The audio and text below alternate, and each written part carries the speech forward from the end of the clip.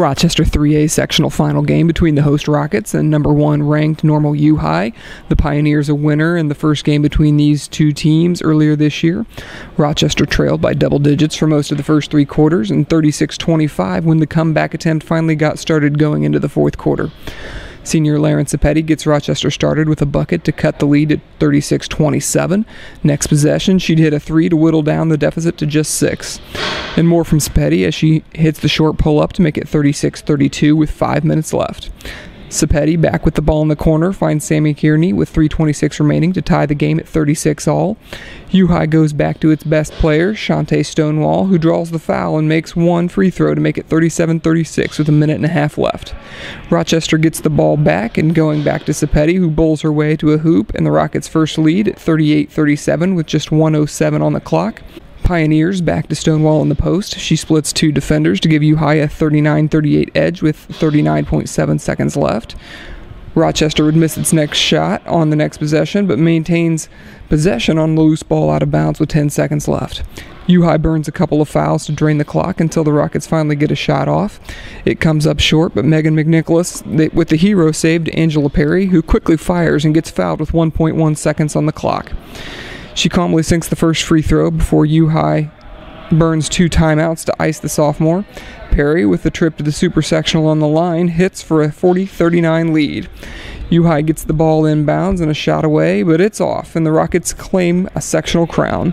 Up next, a date with Massac County on Monday in the UIS supersectional. What's going through your mind when Angela steps to the line? Honestly, at that point, I thought we're going to get one. Sorry, Marcia. I thought we're going to get 1 or 2 at least. She is such a good free throw shooter. She's such a cool customer.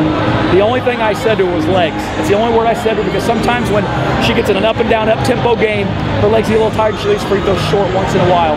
Merg went over there and got in her face and read the preamble to the Constitution to her, and I said, Merg, get away from her. I don't want you near her. This is a kid that she's a pretty cool customer. Anything you say to her, so it's only going to be detrimental at this point. So once I got Merg away from her, I just mouthed the word legs at Angela, and the first one was pure, and so was the last one. At that point, I didn't want anybody celebrating. We talked about in both timeouts.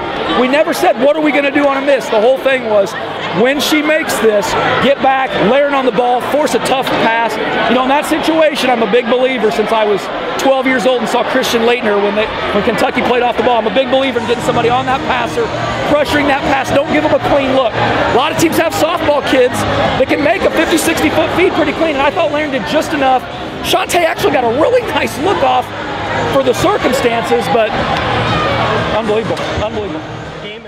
How does it feel to pull off a win like this? It feels fantastic. This has been our goal all season, and it feels really great to get to this point so far. What changed for you guys in the fourth quarter? I think we started to realize, it's now or never. We really got to step it up.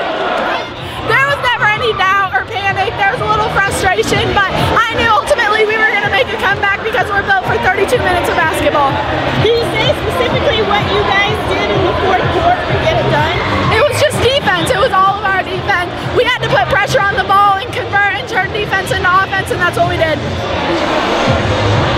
You said it, there's never a panic moment. What do you think you guys weren't really able to do in the first half? We just weren't able to settle down and get our offense going. Our shots weren't falling. We were a little rushed on offense. We weren't organized. We just had to stay the course and keep playing defense, and we knew that our time would come.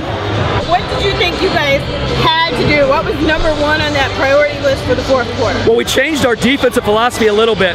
Early in the game, it was don't leave shooters because Stonewall's so good about dribble, drive, baiting help, and then kicking to shooters. And 30 and 24 is as good as anybody we've played all year.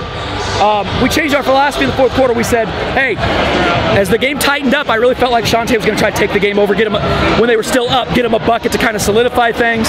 And then when we got the lead, I thought, or when it was tied, came out of that timeout and said, hey, she's going to go to the rim here. So we changed our philosophy, and it was more help on Shantae instead of stay home on shooters and let the post do the helping and Merg keep her in front. I'm not a big NASCAR fan, but to use an analogy, it was almost like we got to get across the finish line and not pit stop. Because I felt like if we subbed, we'd ruin our mojo a little bit. And you could tell the girls were dying, but that's why for 4 months we've put the conditioning and training in to play. We constantly preach a 32-minute marathon, and boy, it was a 32-minute marathon tonight.